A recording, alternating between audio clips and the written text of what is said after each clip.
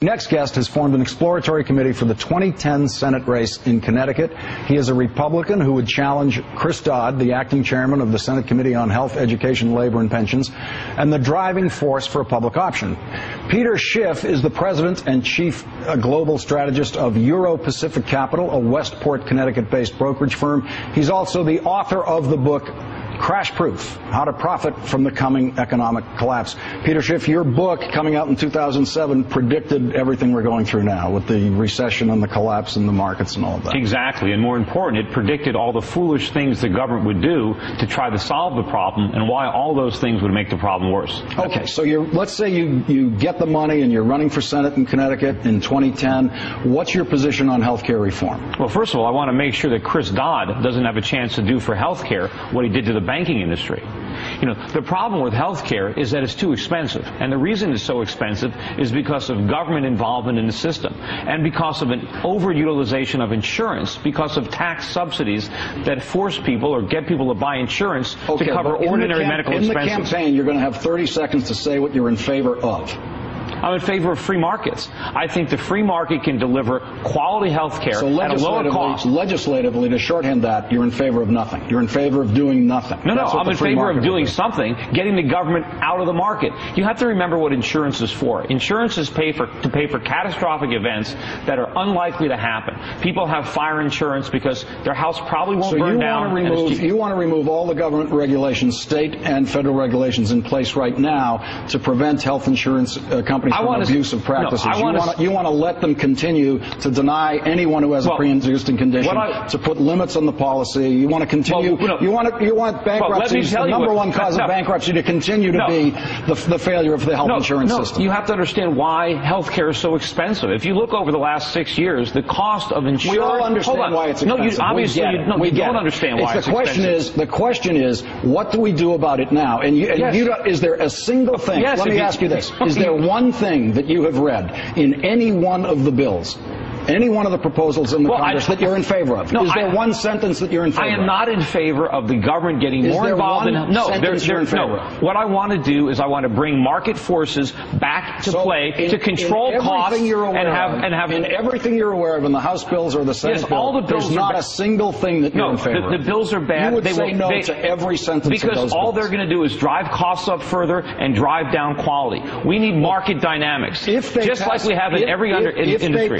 If they do pass health care reform, Chris Dodd's going to come back to Connecticut as one of the heroes of the health care reform crusade, having led. I'm sure he'll portray himself that way. Okay, sure. Right. And your campaign will stand there and say every single sentence of the legislation he passed was bad. Right. I will tell the truth. I will tell the public that there is no Santa Claus, that whenever the government comes and promises you something for free, you better watch out because it's going to cost a lot more than you think. So you would have the government pull out of the Medicare system. You'd abolish that, right? Well, obviously. It's a complete single-payer government-run healthcare system. It's as socialistic as the Canadian system. Yes. It's for everyone 65 and over. And you would say, end that tomorrow. I can't say that, obviously. Well, look, because you've built up this culture of dependency over the years. You can't turn it off overnight. Lazy, dependent seniors in Connecticut, right? If the government, lazy Connecticut citizens over 65 who refuse to pay for their own health care. Don't put words in my mouth. If the government hadn't taxed the hell out of these people while they were working, they would have enough money to afford their own health care, and it would be a lot less expensive.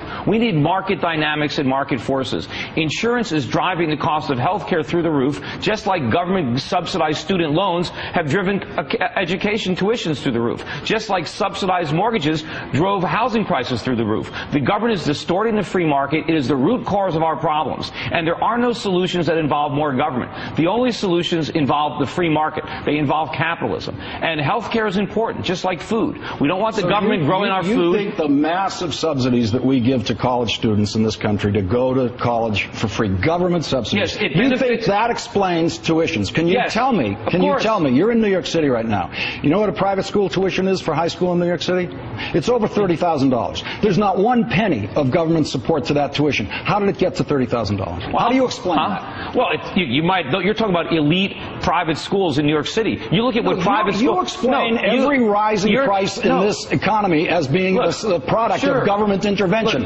What about in markets where there is zero government intervention? How does the price go up? If students couldn't get government-guaranteed student loans to bid up college tuitions, do you think universities could charge these outrageous prices if students couldn't borrow money to pay them?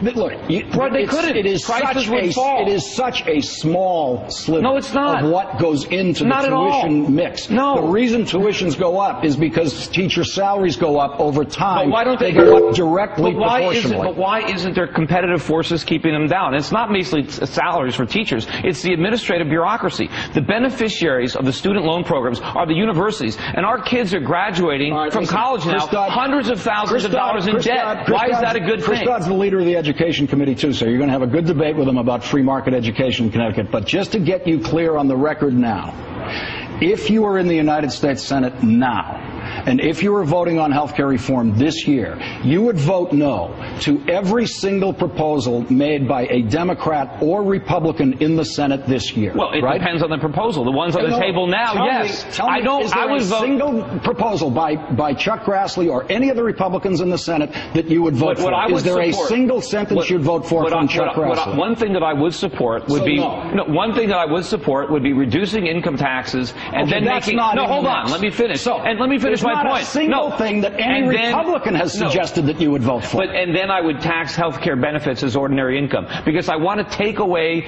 the preference to choose health care. But only if you lower income taxes. Let's get this straight. But you have to lower income taxes to keep it revenue neutral. Let's get you on the record. Peter Schiff is in favor of raising taxes on Connecticut citizens who have private health insurance. No, I want to lower taxes. No, remember, I want to lower taxes. You want to lower the income tax, but you want to raise taxes on health care benefits. No, but so there's no net increase. There's zero taxes on health care benefits now. How much do you want to raise them to? I want to raise them enough to offset the reduction in income taxes. I want people who now get health insurance from their employers to get money, to get wages instead that are not taxed, and they can make a decision if they want to buy health care or if they want to buy something else, or if they want to buy a major medical that covers catastrophic illnesses. Give Chuck Grassley a call. He's the leading Republican on the Senate Finance Committee. He, too, is currently in favor of raising taxes on people's private health insurance plans. But I only want to do it if we cut their taxes. You have found one sentence of agreement with the Republicans, are you listening? No. And it's on a tax increase. Are you listening to what I'm saying? I would only do it if we cut taxes. We're out of time. I gave you as much time as you wanted to tell me one thing. Yeah, but